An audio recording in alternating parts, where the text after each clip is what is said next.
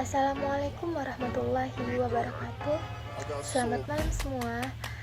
Puji syukur kita panjatkan kepada kehadirat Allah Subhanahu wa Ta'ala atas rahmat nikmat sehingga pada kesempatan ini saya dapat menyelesaikan tugas mata kuliah Statistik Sosial.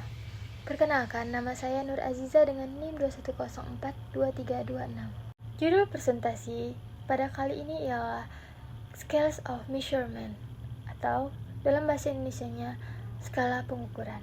Dalam skala pengukuran statistik, semua variabel termasuk dalam salah satu dari 4 skala pengukuran, yaitu yang pertama nominal, yang kedua ordinal, yang ketiga interval, dan yang keempat rasio. Dan dianggap sebagai cara mudah untuk mengkategorikan sebuah berbagai jenis data. Variabel dalam data yang dikumpulkan dapat diklasifikasikan ke dalam salah satu dari 4 skala pengukuran, bergantung pada bagaimana suatu variabel diperkecil atau diringkas atau dianalisis. Baiklah, kita akan memasuki pembahasan skala pengukuran.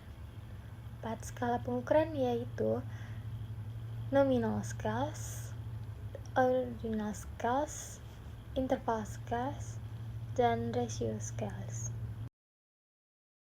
Skala nominal dianggap paling mudah dipahami karena hanya digunakan untuk memberi label atau mengkategorikan variabel secara sewenang-wenang. Kata nominal berasal dari kata Latin nomen yang berarti nama. Skala nominal tidak memiliki nilai atau urutan kuantitatif, dan Anda juga tidak dapat menerapkan operasi matematika apapun dengannya. Skala nominal pada dasarnya adalah jenis pengkodean dan didasarkan pada kualitas jenis atau jenis seperti jenis kelamin, etnis, tempat lahir. Pengkodean yang umum digunakan adalah angka, huruf, warna, label, dan simbol yang membedakan kategori. Tidak seperti jenis skala pengukuran yang lain seperti skala ordinal, skala interval, dan skala rasio. Skala nominal tidak memperhatikan urutan atau nilai numerik yang melekat pada datanya. Jadi, tiap kategori dapat dibedakan berdasarkan angka, melainkan atribut kan. Contohnya, berikut merupakan manfaat skala nominal untuk peneliti. Yang pertama, mengelompokkan data skala nominal memungkinkan peneliti untuk menyortir dan menganalisis data berdasarkan kategorinya. Yang kedua, membandingkan kategori. Peneliti dapat memanfaatkan skala nominal untuk membandingkan antar kategori. Yang ketiga, menemukan data baru. Peneliti bisa lebih mencari data baru dengan lebih mudah berkat adanya kategori dan label yang jelas. Kita memasuki karakteristik skala nominal. Yang pertama yaitu data bersifat kualitatif, yang kedua labelnya unik, yang ketiga tidak memiliki urutan, dan yang keempat setiap data setara, dan kelima analisis statistik terbatas. Selanjutnya yaitu contoh skala nominal yaitu jenis kelamin, agama, warna mata, status pekerjaan, pendidikan, usia, status pernikahan, atau kategori kota. Kita memasuki pembahasan skala pengukuran yang kedua, yaitu skala ordinal. Skala ordinal muncul dari pengoperasian pengurutan peringkat, karena setiap transformasi pemelihara keteraturan akan membuat bentuk skala menjadi invarian. Skala ini memiliki struktur yang disebut kelompok isotonik atau kelompok pemelihara keteraturan. Faktanya, sebagian besar skala yang digunakan secara luas dan efektif oleh para psikolog adalah skala ordinal dalam kepatutan yang paling ketat. Manfaat skala ordinal: kemudahan dalam pengelompokan dan membandingkan jawaban dari responden. Jika peneliti mengajukan pertanyaan survei tanpa memberikan pilihan jawaban, respons audiens kemungkinan akan sangat beragam sehingga tidak dapat dikonferensi menjadi data statistik. Kita memasuki karakteristik skala ordinal. Yang pertama, variabel skala ordinal diklasifikasikan ke dalam 2 kategori, atau lebih, jawaban pasti masuk ke dalam salah satu kategori. Skala ordinal bersifat kualitatif. Angka hanya digunakan untuk mengidentifikasi objek dan tidak menentukan karakteristiknya. Yang terakhir, pengukuran dilakukan untuk kepentingan non-numerik, seperti frekuensi kepuasan dan tingkat kebahagiaan. Gambar di atas merupakan salah satu contoh skala ordinal. Saya mengambil contoh dari Monolithic Workshop. Silakan dilihat. Baiklah, kita akan memasuki skala pengukuran yang ketiga, yaitu skala interval. Skala interval adalah pengukuran dengan skala numerik di mana nilai-nilai yang berdekatan memiliki jarak dan yang sama dan diukur sepanjang skala. Hampir semua pengukuran statistik bisa dapat diterapkan di sini, kecuali pengukuran tersebut menyiratkan pengetahuan tentang titik nol yang sebenarnya. Titik nol pada skala interval adalah konvensi atau kemudahan seperti yang ditunjukkan oleh fakta bahwa bentuk skala tetapi tidak berubah ketika sebuah konstansa ditambahkan.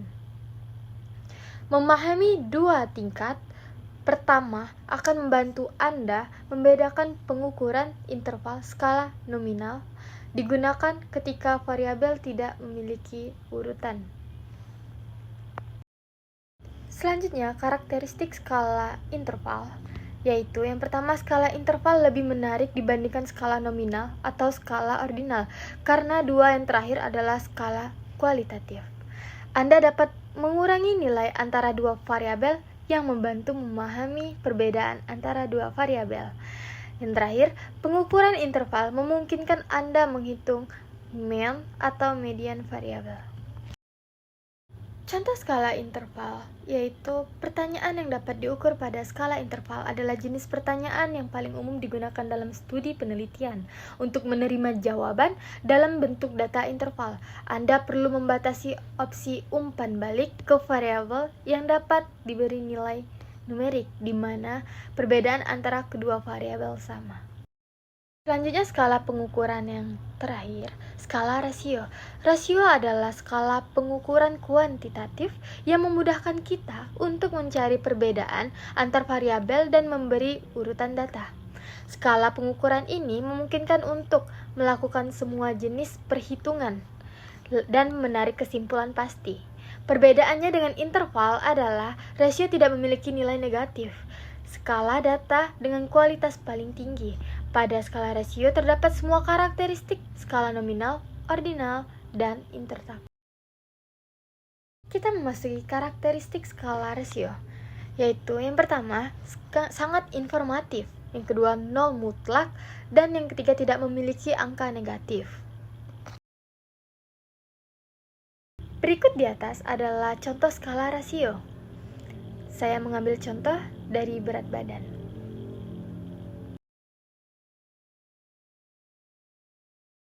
Baiklah, kita akan memasuki kesimpulan.